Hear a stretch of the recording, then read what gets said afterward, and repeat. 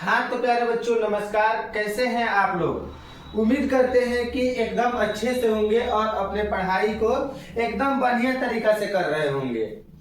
आज के क्लास में हम लोग पढ़ने वाले हैं एसएसटी का 2 अंक वाला प्रश्न, यानी कि एसएसटी सोशल साइंस का 2 अंकीय प्रश्न। कौन सा बाबू? 2 अंकीय प्रश्न है कि नहीं? अंकीय प्रश्न हम लोग करने वाले हैं। इंपॉर्टेंट है, महत्वपूर्ण है, परीक्षा में बार बार पूछे जाते हैं, है कि नहीं? 2 नंबर वाले सवाल हैं। तो चलिए हम लोग एक एक प्रश्न को एकदम बेहतरीन तरीका से समझने का प्रयास करते हैं। आप लोग एकदम ध्यान में रखिएगा, एक एक प्रश्न को काफी महत्वपूर्ण तरीका से, बेहतरीन तरीका से हम लोग समझने का प्रयास करेंगे। ठीक है, चलिए देखिए सबसे पहला नंबर यानी कि सबसे फर्स्ट प्रश्न क्या कह रहा है। सबसे पहला प्रश्न कह रहा है, आप लोग ध्यान दीजिएगा बाबू, आप लोग ध्यान देंगे। सबसे पहला प्रश्न कह रहा है कि भारतीय कृषि की 5 प्रमुख विशेषता को लिखिए। यानी कि जो भारत का कृषि है इसका 5 मुख्य विशेषता हमको बताना है, भारत की खेती बाड़ी को, भारत की कृषि के बारे में। तो सबसे पहला नंबर जो विशेषता है, भारत का अधिकांश लोग कृषि पर निर्भर है। हम लोग पहला नंबर विशेषता में लिखेंगे कि भारत का जो सबसे ज्यादा लोग है, यानी कि सबसे ज्यादा जो व्यक्ति हैं वो लोग कृषि पर निर्भर हैं, मतलब अपने जीवन निर्वाह के लिए कृषि पर निर्भर है।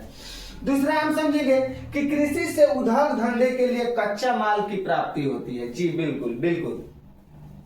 जैसे मान लीजिए कि उद्योग धंधा मतलब फैक्ट्री चलाने के लिए कच्चे माल की आवश्यकता पड़ती है। जैसे कृषि से, जैसे मान लीजिए फैक्ट्री में पाव रोटी बना, तो एक प्रकार का देख लिया जाए तो मतलब गेहूं का कहीं ना कहीं, मकई का कहीं ना कहीं, मतलब एक कच्चे माल की आवश्यकता पड़ती है कि नहीं?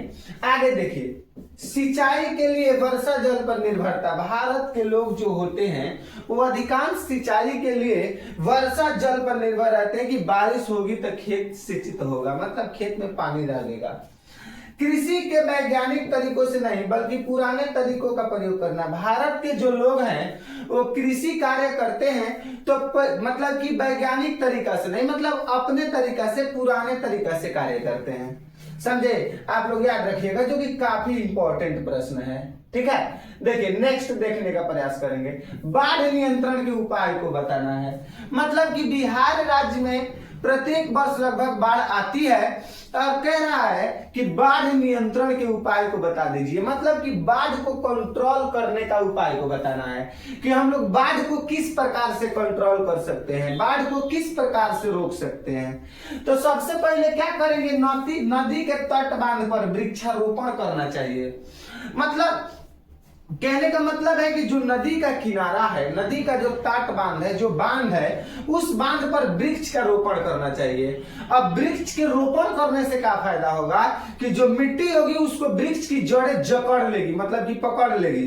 तो पकड़ लेगी तो नदी के पानी यानी जल उतरा, मतलब बढ़िया तरीके से, या मानो तो नहीं काट पाएगी। समझे? तो नदी के तट पर वृक्षारोपण करना चाहिए बिल्कुल। उसके बाद में देखिए, नदी तट बांध है यहाँ पे बाबू, नदी तट बांध को मरम्मत करने का कार्य करना चाहिए। अगर नदी के तट बांध यानी कि नदी के किनारा वाला बांध अगर कमजोर है या टूटा फूटा है तो उसको मरम्मत करना चाहिए, समय से मरम्मत हो जाना चाहिए।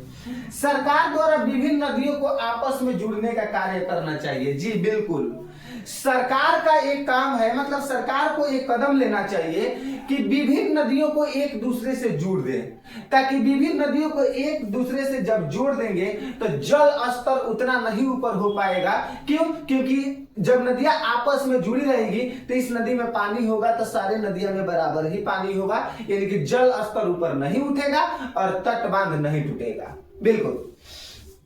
देखिए आगे देखने का प्रयास करते हैं, नेक्स्ट क्या कह रहा है, ध्यान दीजिएगा। नेक्स्ट क्या कह रहा है बाबू? कह रहा है कि नहीं, भूकंप और सुनामी में अंतर स्पष्ट कीजिए। बिल्कुल, बहुत इंपॉर्टेंट प्रश्न है। कह रहा है कि भूकंप क्या होता है, मतलब भूकंप क्या है और सुनामी क्या है, इन दोनों में आप लोगों को अंतर बता देना है। भूकंप में और सुनामी में दोनों में अंतर बता देना है।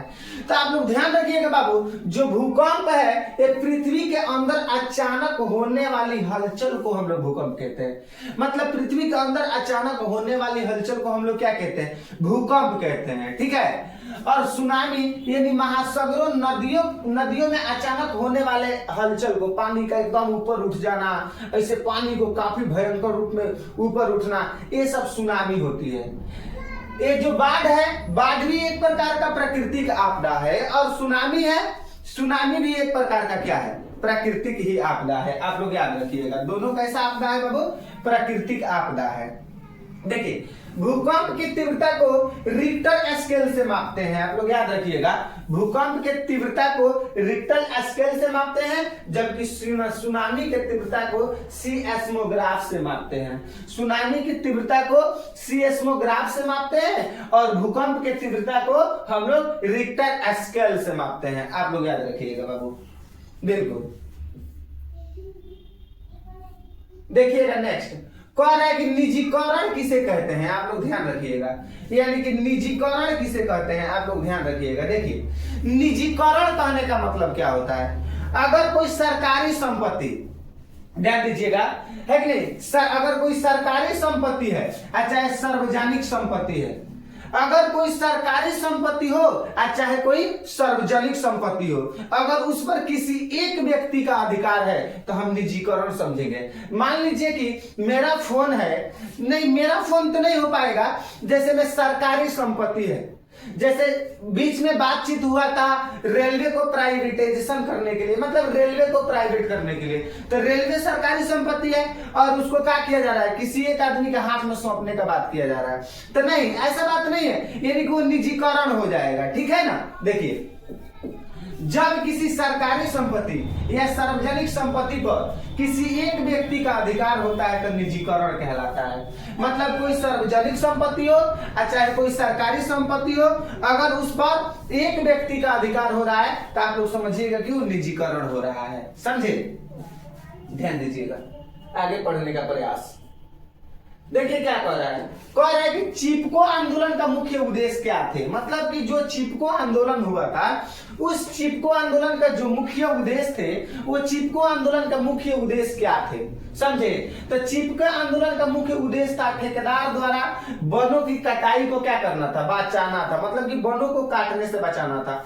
इसी चीज को लेकर चिपको आंदोलन हुआ था और वन्य जीवों को भी रक्षा करने से भी इसका संबंध है। और उसके बाद में ठेकेदार द्वारा किए जाने वाले शोषण मुक्ति प्राप्ति करना, मतलब कि ठेकेदार के द्वारा जो पेड़ का शोषण हो रहा था, वन्य जीवों का ह्रास हो जाता, अगर पेड़ खत्म हो जाता तो इसके रोकने के लेकर चिपको आंदोलन हुआ था बाबू। ठीक है, ध्यान से समझिएगा इतना। उसके बाद में देखिए बाबू क्या कर रहा है, कह रहा है बाढ़ किसे कहते हैं और बाढ़ से क्या क्या हानियां होती है। आप लोग काफी इंपॉर्टेंट है, ध्यान से समझिएगा कि अगर वर्षा जल अत्यधिक होगी तो नदी का जल स्तर बढ़ जाएगा, और जब नदी के जल स्तर बढ़ जाएगा तो क्या होगा बाबू, आप लोग एक बार बताने का प्रयास करेंगे।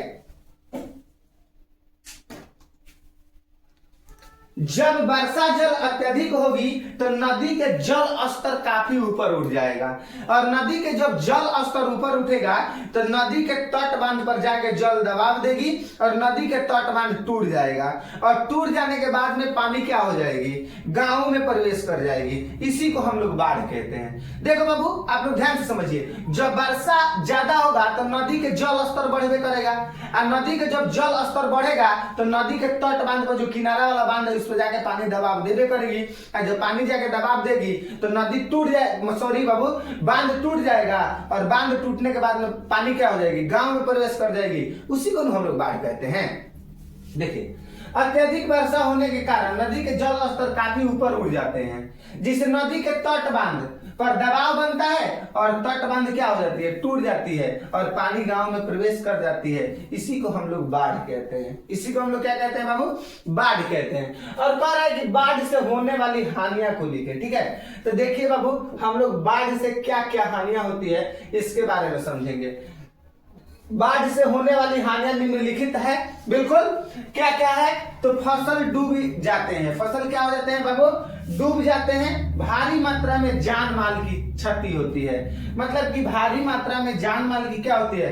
क्षति होती है कि नहीं? घर टूट या डूब जाते हैं, सड़क टूट या डूब जाते हैं। जी बिल्कुल, बाढ़ आएगी तो अत्यधिक मात्रा में जान की भी और माल की भी और फसल की भी सबकी हानि होगी। सड़क भी टूटेगी, पुल भी टूटेगा, है कि नहीं? उसके बाद में क्या हो जाएगा? फसल भी डूबेंगे। मतलब कि बाढ़ आने से आप हानियां खुद से भी लिख सकते हैं। बहुत क्या क्या हानियां होती है आप लोग अपने दिमाग में सोचिएगा। एग्जाम में आएगा कि बाढ़ किसे कहते हैं और बाढ़ से होने वाली हानियां को लिखें, तो आप लोग आसान तरीका से लिख सकते हैं। जी बिल्कुल बाबू, मिलते हैं अगले क्लास में। तब तक सभी प्यारे बच्चों को जय हिंद, नमस्कार।